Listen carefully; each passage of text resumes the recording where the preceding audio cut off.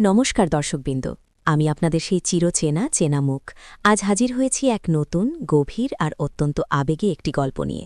এই গল্পটি একজন নাম প্রকাশে আমিচ্ছুক ফলোয়ার পাঠিয়েছেন, যিনি চেয়েছেন এই কাহিনীটি সবার মাঝে ছড়িয়ে পড়ুক। এই গল্পটি শুধু একটি রোমান্টিক কাহিনী নয়, এটি মানুষের মনের গভীরে লুকিয়ে থাকা অনুভূতির এক জটিল জাল। এই গল্পে আপনারা পাবেন তীব্র আবেগ, টানটান উত্তেজনা আর কিছু এমন মুহূর্ত যা আপনাদের মনকে নাড়িয়ে দেবে। আর হ্যাঁ, গল্পের কোনো এক ফাঁকে আমি আমার ব্যক্তিগত ইমো নাম্বারটি দেব, তাই নাম্বারটি পেতে হলে পুরো গল্পটি মনোযোগ দিয়ে শুনতে হবে। এই গল্প শুরু হয়েছিল এক সাধারণ বাঙালি পরিবার থেকে।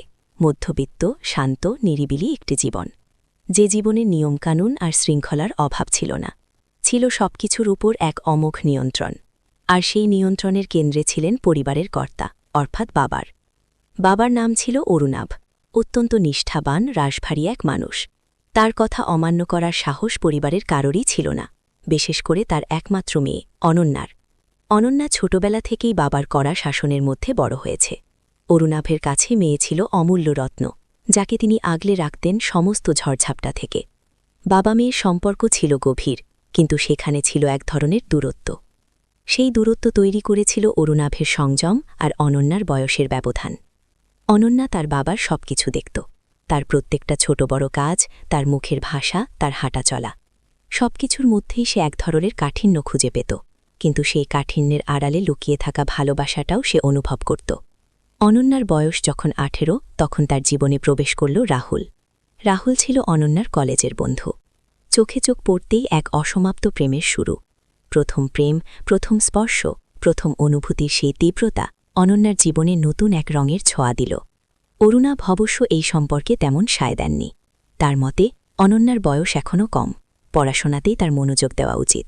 কিন্তু অনন্যা তার বাবার অমত সত্ত্বেও রাহুলের হাত ধরে এগিয়ে চলল। রাহুলের ভালোবাসা ছিল অন্যরকম। সে অনন্যাকে চোখে হারাত, তার সবকিছুতে সে মুগ্ধ হতো। কিন্তু অরুণাভের মন থেকে সংশয় দূর হল না। তিনি অনন্যাকে নিয়ে সবসময় চিন্তিত থাকতেন। একদিন অনন্যা আর রাহুলের সম্পর্ক নিয়ে অরুণাভ কিছু জানতে পারেন। সেই দিন বাড়ির পরিবেশ উত্তপ্ত হয়ে ওঠে।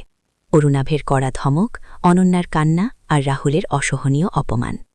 এই ঘটনার পর অরুণাভ অনন্যাকে তার ঘরে ডেকে পাঠান। সেদিন অরুণাভ অনন্যাকে বোঝাতে চান কেন তিনি রাহুলের সাথে সম্পর্ক চান না। কিন্তু অনন্যার মনে তখন অন্য ভাবনা। সে বাবার দিকে তাকিয়েছিল। এই প্রথম তার মনে হল তার বাবা শুধু একজন বাবা নন, তিনি একজন পুরুষও। তার চোখে মুখে এক ধরনের অন্যরকম আকর্ষণ, যা অনন্যা আগে কখনো খেয়াল করেনি। বাবার দৃঢ় চোয়াল, গভীর চোখ, সব মিলিয়ে অনন্যা এক নতুন অনুভূতিতে আবিষ্ট হল। সেই রাতে অনন্যার মনে এক অচেনা ঝড় বইতে শুরু করল। তার প্রথম প্রেম, রাহুলের প্রতি আকর্ষণ কি তবে ফিকে হয়ে আসছে? সে কি তার বাবার মধ্যেই খুঁজে পাচ্ছে অন্য কোনো পুরুষকে? এই পরিবর্তন অনন্যার নিজের কাছেও ছিল বিস্ময়কর। সে বুঝতে পারছিল না কেন সে তার বাবার প্রতি এমনভাবে আকৃষ্ট হচ্ছে। বাবার উপস্থিতি তার ভালো লাগত, বাবার কথা শুনতে তার ইচ্ছে করত, বাবার চোখে চোখ পড়লে তার হৃৎস্পন্দন বেড়ে যেত। এই অনুভূতি যে স্বাভাবিক নয় তা সে জানত, কিন্তু এই নিষিদ্ধ অনুভূতির টান সে উপেক্ষা করতে পারছিল না। সে ভয় পেত, লজ্জিত হতো, কিন্তু একই সাথে এক তীব্র আনন্দও অনুভব করত। এই আনন্দ ছিল শুধু তার নিজের। তার বাবার সাথে কাটানো মুহূর্তগুলো তার কাছে অমূল্য হয়ে উঠল। যখন অরুণাভ অনন্যার পাশে বসতেন, তার হাত ছুঁতেন, তখন অনন্যার সমস্ত শরীর কেঁপে উঠত। এই স্পর্শ ছিল পিতার, কিন্তু অনন্যার মনে তা অন্য অর্থ বহন করত। একদিন অরুণাভ অনন্যাকে তার পছন্দের কিছু বই পড়ে শোনাচ্ছিলেন। বাইরে তুমুল বৃষ্টি, ঘরের ভেতর আলো আধারে। অরুণাভের কণ্ঠস্বর, তার নিঃশ্বাস, সব মিলিয়ে এক মায়াবী পরিবেশ তৈরি হয়েছিল। অনন্যা বাবার মুখের দিকে তাকিয়েছিল। বাবার শার্টের বোতাম আলগা, ঘাড়ের রগগুলো স্পষ্ট। অনন্যার মনে হল সে যেন হারিয়ে যাচ্ছে। সে বাবার মুখের দিকে ঝুঁকে পড়ল। অরুণাভ চমকে উঠলেন। অনন্যার চোখে ছিল এক অন্যরকম জিজ্ঞাসা। অরুণাভ অনন্যার দিকে তাকিয়ে রইলেন। তার নিজের মনেও এক ঝড় বইতে শুরু করল। তিনি বুঝতে পারছিলেন অনন্যার চোখে শুধু বাবা মেয়ের ভালোবাসা নয়, অন্য কিছুও আছে। এই প্রথম তিনি অনন্যার মধ্যে এক নারীর রূপ দেখতে পেলেন, এক অসম্ভবের হাতছানি। সেই রাতে অরুণাভ অনন্যার ঘরে এলেন। বাইরে তখনও বৃষ্টি, ঘরে হালকা আলো জ্বলছে। অনন্যা বিছানায় বসেছিল। অরুণাভ দরজার কাছে এসে দাঁড়ালেন। অনন্যার বুক ধুকপুক করছিল। সে জানত আজ কিছু একটা ঘটবে। অরুণাভ ধীরে ধীরে অনন্যার দিকে এগিয়ে এলেন। তার চোখে মুখে এক ধরনের দ্বিধা, কিন্তু একই সাথে এক তীব্র আকর্ষণ। তিনি অনন্যার পাশে বসলেন। অনন্যা তার দিকে তাকাল।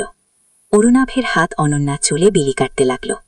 এই স্পর্শ ছিল অন্যরকম, স্নিগ্ধ, কোমল, কিন্তু একই সাথে এক অচেনা উত্তেজনার।